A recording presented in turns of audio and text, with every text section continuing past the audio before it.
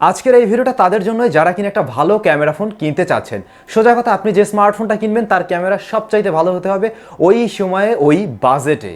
বর্তমান সময়ে আমরা প্রত্যেকটা স্মার্টফোনে দেখতে পাই 4টা 5টা করে ক্যামেরা দেওয়া হচ্ছে এবং তার মেগাপিক্সেল কি অনেক বড় বড় 64, 48 বা 108 মেগাপিক্সেল। কিন্তু বাস্তবিক অর্থে সবচাইতে ভালো যে ক্যামেরা ফোনগুলো তার মেগাপিক্সেল দেখুন মাত্র 12 মেগাপিক্সেল বা এর আশেপাশে, এরকমই তো। কেন, কিভাবে, কি কারণে, সে সমস্ত প্রশ্নের উত্তর জানবেন এই ভিডিওতে। চলুন শুরু করা যাক। পুরো ভিডিও নিয়ে আমি স্যাম থাকছি আপনাদের সাথে। আপনারা দেখছেন SamZone। যারা নতুন রয়েছেন চ্যানেলটি সাবস্ক্রাইব করে আমাদের সাথেই থাকুন। প্রিয় দর্শক, ক্যামেরার বিষয়ে যাওয়ার আগে ছোট্ট একটা ব্যাপার শেয়ার করার রয়েছে। গত ঈদে বরিশালে গিয়েছিলাম বাইক নিয়ে এবং যাওয়ার সময় টুকটাক বেশ ভিডিও করা হলো। বরিশালে গিয়েও কিছু ভিডিও নেওয়া হয়েছে। তো এই সমস্ত মিলে একটা ব্লগিং ভিডিও তৈরি করেছিলাম, যেটা আজকে আমাদের উইথ স্যাম চ্যানেলে আপলোড করা হয়েছে। চাইলে দেখে নিতে পারেন, ভিডিও ডেসক্রিপশনে লিঙ্কটি দেওয়া থাকলো। আর চ্যানেল ভালো লাগলে অবশ্যই সাবস্ক্রাইব করে রাখবেন। আর আজকের এই ভিডিও শেষে একটা ইন্টারেস্টিং টেক নিউজও রয়েছে ONEPLUSের তরফ থেকে। ওকে, কথা বলছিলাম স্মার্টফোনের ক্যামেরা নিয়ে।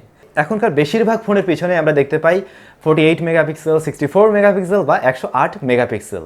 আবার সেখানে ক্যামেরার সংখ্যা অনেক বেশি, 4টা 5টা করে ক্যামেরা থাকছে।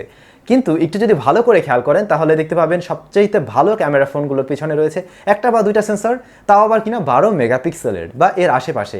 তাহলে আমার কথা হচ্ছে, এত বৈষম্য কেন? 12 মেগাপিক্সেল দিয়ে এত ভালো ছবি দিচ্ছে, ওইখানে আমরা 48 বা 108 মেগাপিক্সেল দিয়েও ওই লেভেলের ছবি কেন পাচ্ছি না? একই সাথে এই যে এতগুলো লেন্স, এগুলোর কি আদৌ এতটা দরকার রয়েছে? আমার হাতে 2টা স্মার্টফোন দেখুন, একটাতে রয়েছে 3টা ক্যামেরা, আরেকটাতে রয়েছে 2টা ক্যামেরা। তো এইটাতে যে বাড়তি লেন্স সেটা হচ্ছে একটি 5 মেগাপিক্সেলের ম্যাক্রো শুটার, আর এই ফোনটাতে টোটালি ম্যাক্রো শুটার বলতে কিছুই নেই। তারপর আমি এই 2টা স্মার্টফোন দিয়ে ম্যাক্রো ফটোগ্রাফি করেছি এবং সেই রেজাল্ট আপনাদের সামনে অবশ্যই আমি দেখাবো। 2টা ছবির কোয়ালিটি দেখলেই বুঝতে পারবেন কোনটা রেজাল্ট বেটার করছে। ওকে, এ ব্যাপারে আমরা কথা বলবো। তার আগে একটু মেগাপিক্সেলের গেমের বিষয়টা জানানো উচিত। এই ব্যাপারটা হয়তো আপনারা অলরেডি জানেন।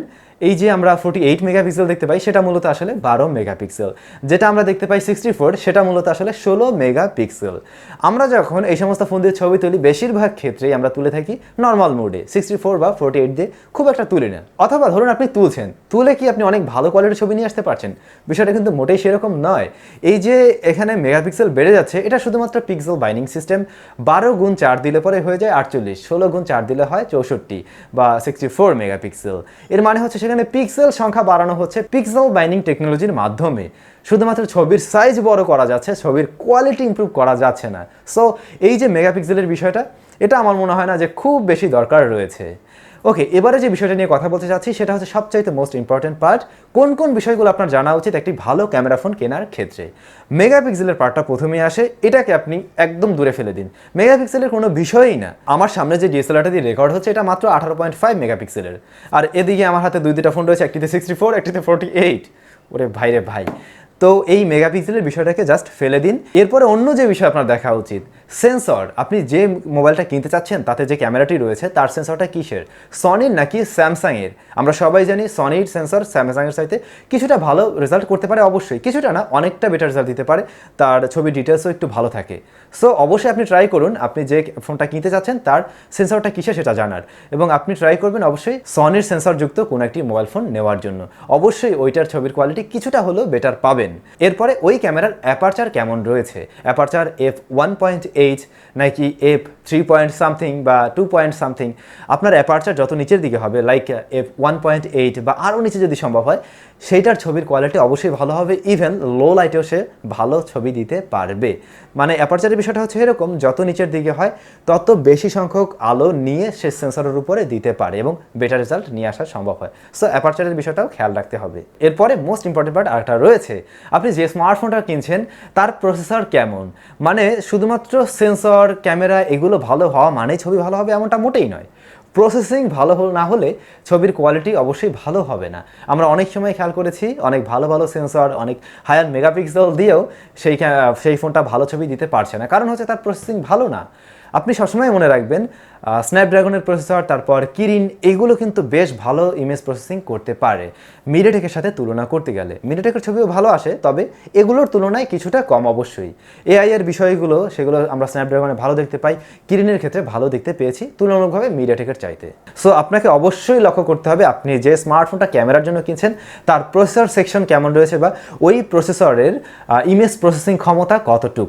এই বিষয়গুলো না ইন্টারনেটে আপনি ঘাটালে পরে জানতে পারবেন। আপনি আগে জানুন আপনি যে স্মার্টফোনটা কিনছেন তাতে কী প্রসেসর রয়েছে। এরপর আরেকটা বিষয় থাকে আপনি যে স্মার্টফোনটি কিনছেন ওইটার ক্যামেরাতে কোন ধরনের স্টাবিলাইজেশন সিস্টেম ব্যবহার করা হয়েছে, ইআইএস নাকি ওআইএস। আবার অনেকগুলো তো এখনও ইআইএস ওআইএস থাকেও না।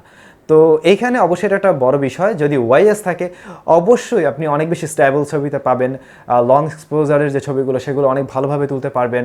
আর যদি এটাও না থাকে অ্যাটলিস্ট যাতে ইআইএস থাকে সেই বিষয়টার দিকেও নজর রাখতে পারেন। আরও একটা বিষয় থাকে কোন ধরনের লেন্স সেখানে ব্যবহার হচ্ছে, অপটিক্যাল যে লেন্স বা যে গ্লাসটা আর কি থাকে ওইটা কোন ব্র্যান্ডের বা কোন কোম্পানি থেকে নেওয়া হয়েছে, এই বিষয়গুলো আপনি জানার চেষ্টা করতে পারেন।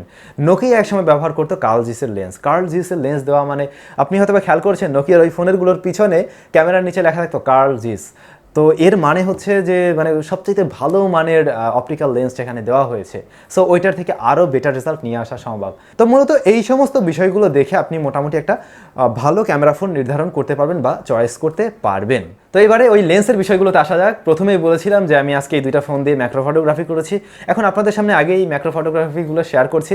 দেখুন এখানে দুইটা স্মার্টফোন দিয়ে ম্যাক্রো ফটোগ্রাফি করা হয়েছে, একটাতে ম্যাক্রো শুটার নেই, আরেকটিতে রয়েছে।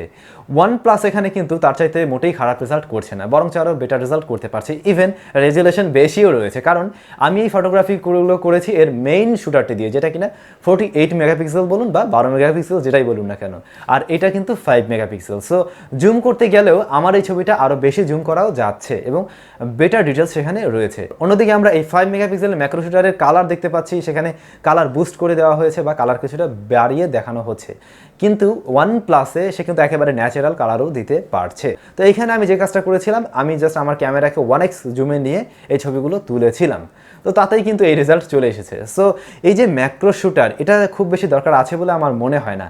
এই ম্যাক্রো শুটারটা এমনিতেও আপনাদের যাদের ফোনে রয়েছে তারা কতটুকু ব্যবহার করেন আমি জানি না। এটা মূলত যারা একটু ফটোগ্রাফি করে থাকে বা ফটোগ্রাফার টাইপ এগুলোতে ইচ্ছা রয়েছে তাদেরই কাজে লাগে। এর বাইরে যারা রেগুলার ইউজার তাদের কিন্তু এটা খুব একটা প্রয়োজনে আসে না। এরপরে থাকে 5 মেগাপিক্সেলের একটা ডেপথ সেন্সর বা 2 মেগাপিক্সেলের একটা ডেপথ সেন্সর।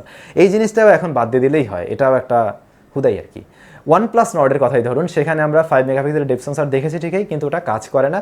আমরা কিন্তু ওই ক্যামেরার উপরে হাত দিয়ে অফ করেও চেক করেছিলাম, বাট ওইখান থেকে কিন্তু আমরা ঠিকই পোর্ট্রেট মোড পাচ্ছি, খুবই ভালো রেজাল্ট দিচ্ছে। তারপরেও এখন আরও অনেক 5 মেগাপিক্সেল বা 2 মেগাপিক্সেলের ডেপথ সেন্সরের সাথে যদি কম্পেয়ার করি তাহলে দেখা যাবে OnePlus নর্ডের পোর্ট্রেট মোড অনেক বেটার রেজাল্ট করতে পারছে। তাহলে ওই লেন্সের দরকারটাই বা কি? শুধুমাত্র এগুলো আমাদের আই ওয়াশ করার জন্য অনেকগুলো লেন্স দিয়ে দিয়েছে, আমরা ওগুলোর পিছনেই দৌড়াচ্ছি। তো আমার কাছে যে জিনিসটা মনে হয় কোম্পানির উচিত এই সমস্ত আলতু-ফালতু লেন্স না দিয়ে মেইন ক্যামেরার দিকে আরও বেশি গুরুত্ব দিতে পারে, ওই টাকাটা বাঁচিয়ে তারা এই জায়গাটাতে ইনভেস্ট করতে পারে। সেই ক্ষেত্রে আমরা আরেকটু বেটার কিছু পেতে পারি বা আরেকটু ভালো রেজাল্ট তখন করবে বলে আশা করা যায়। অবশ্যই এ ব্যাপারে আপনাদের কি মতামত রয়েছে অবশ্যই কমেন্টস করে জানান। ওকে, আশা করছি আপনি টোটালি ক্লিয়ার হয়ে গেলেন কীভাবে একটি ভালো ক্যামেরা ফোন আপনি নিজেই চিনতে পারবেন। এবারে বলেছিলাম OnePlus তরফ থেকে একটা নিউজ রয়েছে, আর তা হচ্ছে OnePlus গ্লোবাল মার্কেটের জন্য একটি স্মার্টফোন আনতে যাচ্ছে যা কিনা $200 নিচেই থাকবে। জি হ্যাঁ, এ ব্যাপারে আগেও একটা আমি টেকনিউজে জানিয়েছিলাম এবং ফাইনালি এটা হতে যাচ্ছে এবং তাদের অফিসিয়াল সূত্র ধরেই জানা গিয়েছে।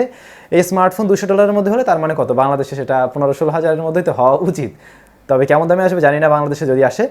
আর সেখানে আমরা প্রসেসর হিসেবে পেতে যাচ্ছি স্ন্যাপড্রাগন 460 অক্টাকোর প্রসেসর 460।